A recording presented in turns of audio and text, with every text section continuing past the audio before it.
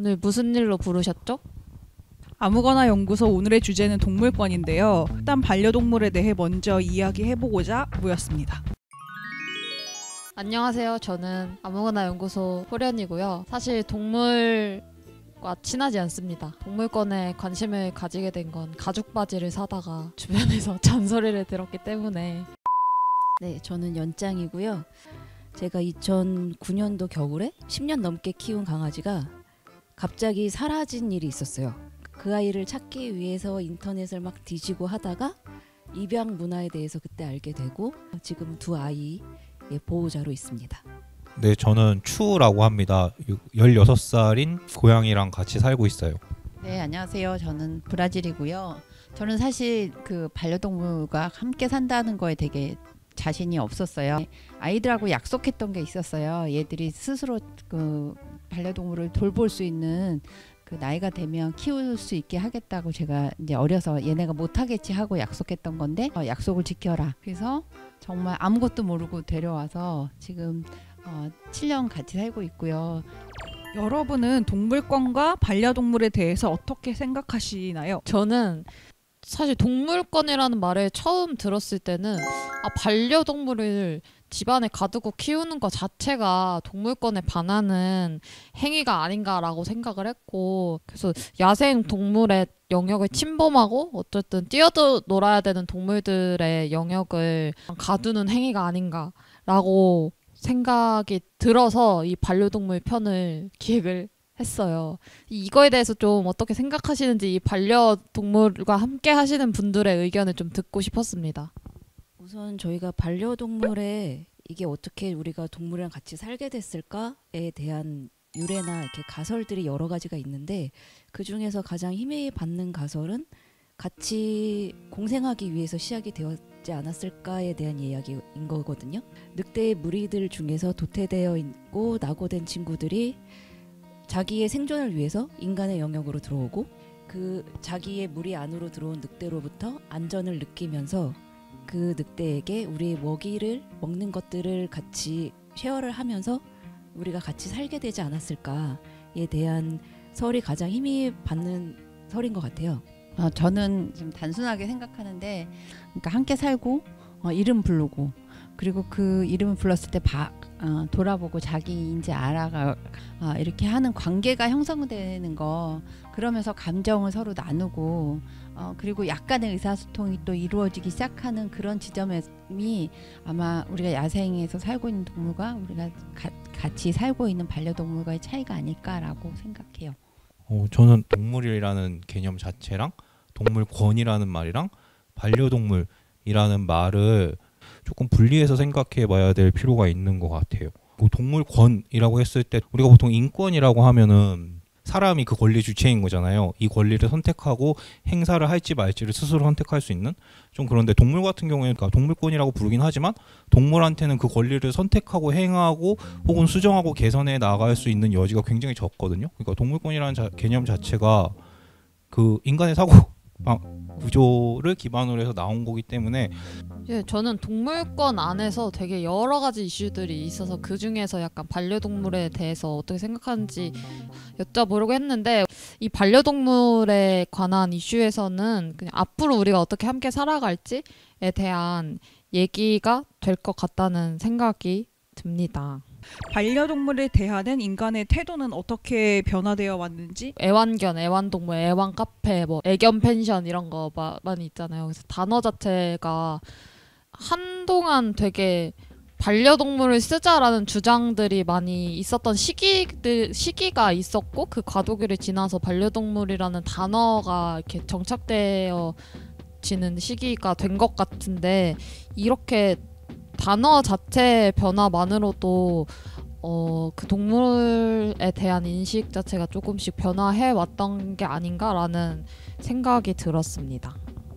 방금 전에 호련 얘기에서 이제 동물 카페, 동물원 이런 얘기도 나왔었잖아요. 근데 그런 상황에서 동물을 많이 접하는 사람들한테는 애완이란 말이 더 익숙할 수도 있다는 생각이 들어요. 이제 그 애완이라는 말이 가장 크게 문제가 되는 게 이게 희롱할 완자가 들어가가지고 그 완구할 때 쓰는, 그러니까 장난감으로서의 의미가 되게 강한 건데, 그러니까 내 생활권으로 들어와서 나한테 돌봄의 책임이 생기는 것이 아니라 그 일정 시간 동안 남이 만들어 놓은 공간에 들어가서 동물을 잠깐 접하는 거는 애완의 의미가 훨씬 강하긴 하거든요. 그래서 동물원이나 동물 카페 같은 것들이 지금 같은 상황에서 그냥 유지가 된다고 하면은 그러니까 동물을 대상화하고 물건화하는 그런 의식은 사라지기 조금 어려울 것 같다, 그런 생각이 들었어요. 그래서 반려냐 애완이냐라고 했을 때, 반려라고 하면은 나랑 같이 사는 동물이 나한테 반려동물이면은 쟤도 나를 반려자라고 생각을 해야 되잖아요.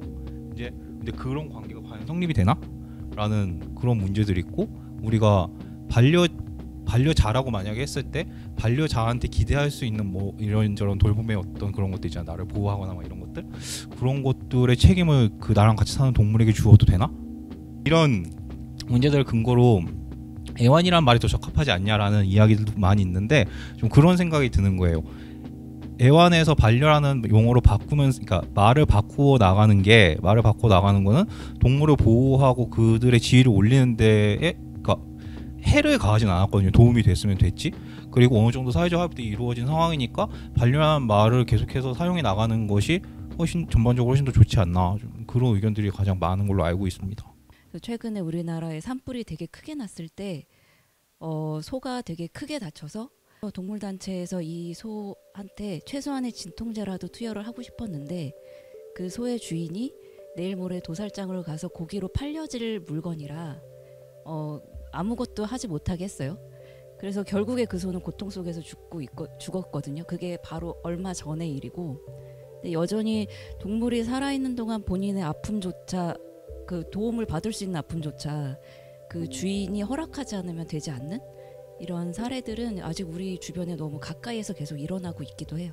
이러나 저러나 사실 종교나 철학사적 입장에서도 동물에 대한 지위나 이제 그들의 주체성을 어디까지 인정할 것이냐, 뭐 이런 논의들은 계속해서 이제 동물의 지위를 향상시키는 방향으로 계속 지속이 됐거든요. 뭔가 동물의 주체성이나 아니면 권리 뭐 이런 것들에 대해서 더 많이 생각하고 하는 것들을, 그리고 거기에 맞춰서 법이나 제도 그리고 사회적 인식이 바뀌어가는 거는 되게 자연스러운 일인 것 같습니다. 그렇다면 동물의 주체성은 어디까지라고 생각하시나요?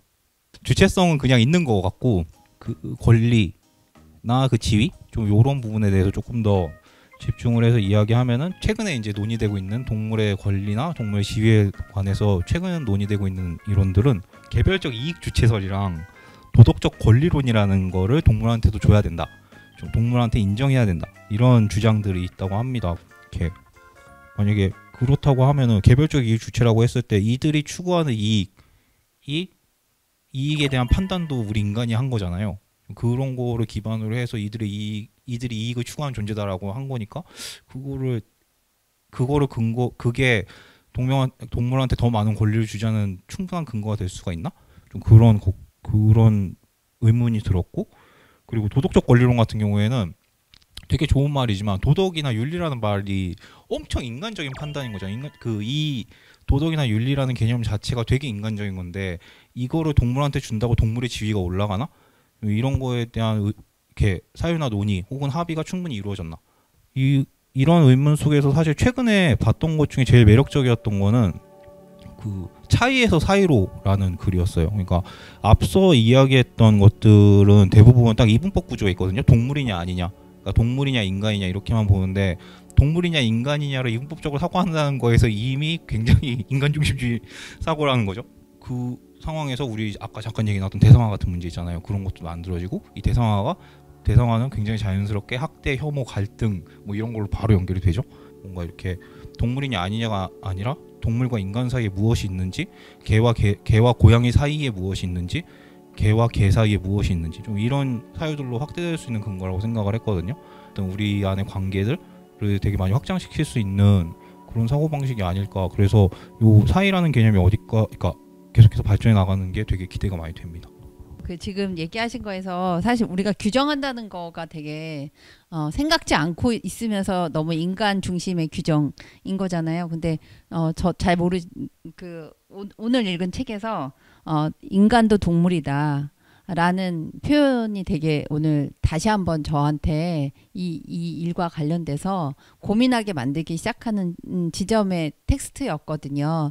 그래서 그것들, 그러니까 그 부분에 대한 질문도 여러분들이 같이 한번 가지고 고민해 봐 주셨으면 좋겠다는 생각이 들었습니다.